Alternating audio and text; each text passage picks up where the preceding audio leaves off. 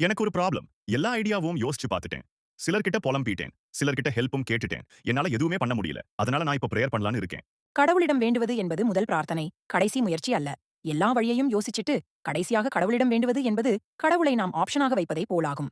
கடவுள் நம்மை விடுவிப்பவர் என்ற ஆழ்மன சிந்தனை நமக்கு இல்லாத நிலையே. திருமறையில் இரட்டை குழந்தைகளை கருவில் சுமக்கும் ரெபெக்காள் என்ற பெண், கருவில் குழந்தைகளின் நிலை மற்றும் எதிர்காலம் குறித்த மன அச்சம் அறிய, மற்றவர்களையோ மருத்துவச்சிகளையோ நாடாமல் முதலாவதாக கடவுளை நாடினார். அன்றைய மனச்சத்திற்காக வேண்டுதல் செய்த ரெபெக்காளுக்கு குழந்தைகளின் முழு எதிர்காலத்தையும் கடவுள் வெளிப்படுத்தினார் என்பதும், அதன்படியே பின்னாளில் நடந்தது என்பதுமே திருமறை வரலாறு. ஈசாக்கு ரெபெக்காளை விவாகம் பண்ணுகிற போது 40 வயதாயிருந்தான். மலடியாயிருந்த தன் மனைவிக்காக ஈசாக்கு கர்த்தரை நோக்கி வேண்டுதல் செய்தான். கர்த்தர் அவன் வேண்டுதலை கேட்டருளினார். அவன் மனைவி ரெபெக்காள் கற்பந்தரித்தாள். அவள் கற்பத்திலே பிள்ளைகள் ஒன்றோடொன்று மோதிக் கொண்டிருந்தன. அப்பொழுது அவள், இப்படியானால் எனக்கு எப்படியோ என்று சொல்லி கர்த்தரிடத்தில் விசாரிக்கும்படி போனாள். அதற்கு கர்த்தர், 2 வித ஜனங்கள் உன் வயிற்றிலிருந்து பிரியும். அவர்களில் ஒரு ஜனத்தார் மற்ற ஜனத்தாரை பார்க்கிலும் பலத்திருப்பார்கள் என்றார்.